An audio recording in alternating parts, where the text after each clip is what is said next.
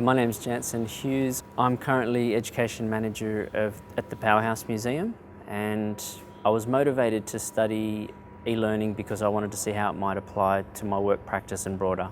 One of my recent assignments was a subject called e-learning technologies, and as part of that assignment we had to develop a technology plan. So that was more or less an argument for why we should integrate this particular technology to enhance learning in your professional workplace. And what I did for that particular assignment was develop up a technology plan for the use of mobile video conferencing unit. Fast forward a couple of months to my professional practice, I presented that similar argument to executive staff and were successful in acquiring a mobile video conference unit.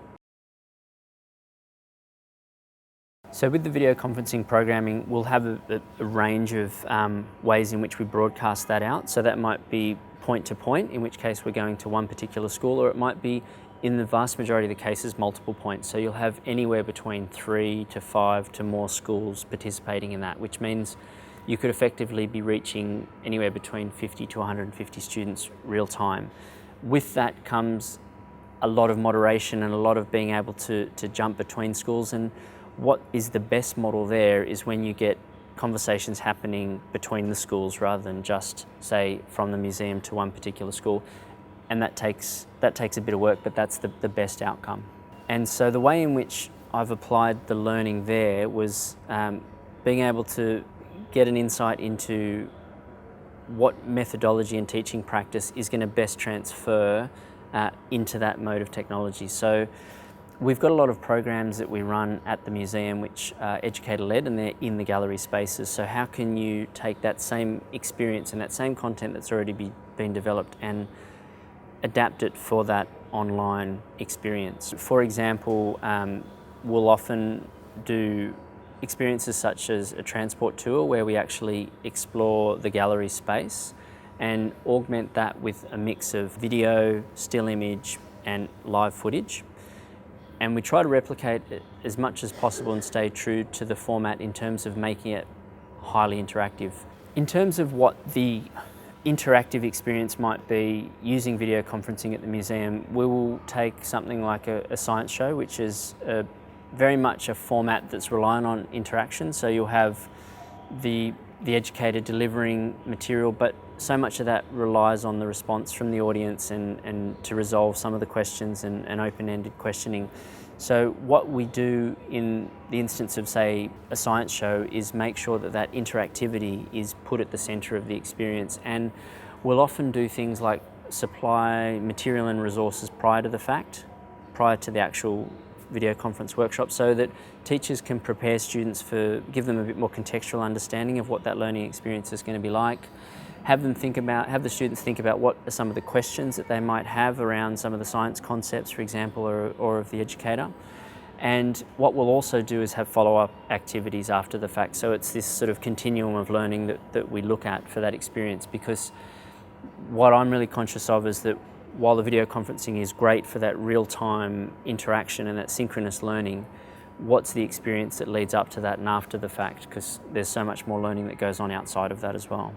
The other thing that we do in terms of the interactivity is making sure that those experiences at the student's end is, especially for younger audiences, is something that's physical. So we try and engage the physical body as much as possible, whether that be responding to particular things or getting them to get up and move about rather than them just looking at a large static screen. In terms of the technologies that we're using for video conferencing, at one end of the spectrum, we're using mobile video conferencing technology where there's restrictions at the museum for the actual kit and not being reliant on the studio, which we have. So the benefit there is that you can go into the gallery. The experience is much more low tech, but it's much more realistic in terms of being able for the students to be able to see the specific context.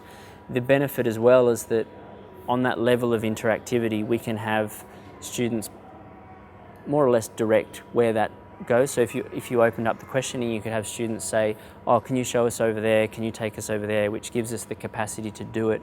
Whereas if you're in a studio setting, the main control that you might have is around different camera angles or different positions for cameras. So that allows us one way for the audience, our learners, to navigate some of those learning experiences.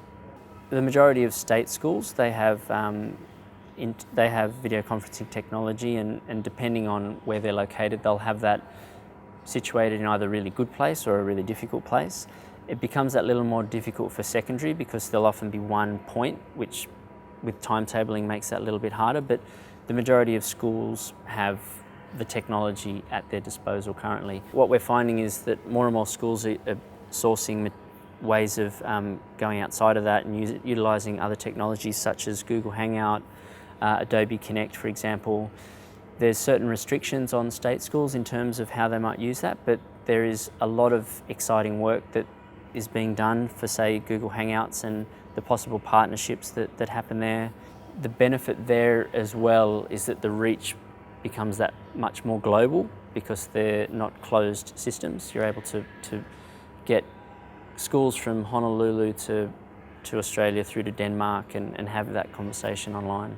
The production on the other ones are very onerous. Like, you have to have someone that's operating the TriCaster, and you have to have a staff member that's set the cameras up, and it can be, while the experience is really rich, it can be quite laborious and sometimes take away from the magic of exploring a gallery, for example. It's a mix of formal evaluation and also informal evaluation using drawing and written responses. In terms of evaluation of some of the more formal programs, we'll have our formal methods, which will be getting students to complete surveys, getting teachers to complete surveys. Other ways which have been really useful in terms of getting insights from students in the bigger concepts that they're learning, we use a lot of drawing, for example, especially for the younger audiences. So we might pose the question, what did you learn from your visit to the museum today?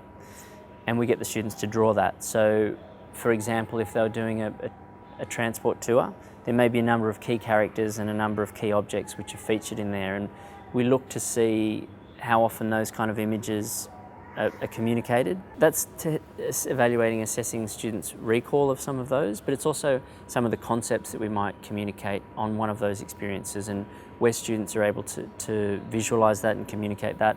In terms of monitoring the delivery of teaching from a teaching perspective, I find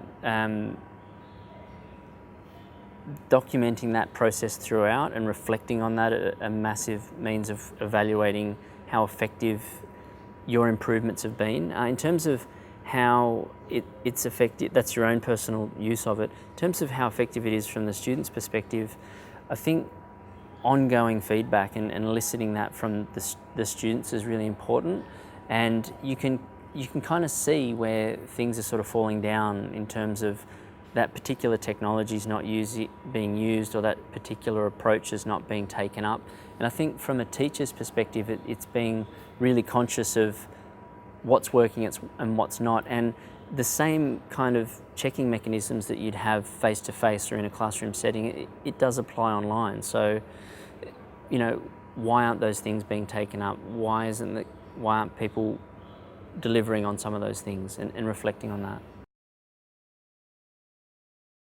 In terms of tools online to assess levels of learning, I think you've got the cold hard facts and the material that's really important to assess for that particular task.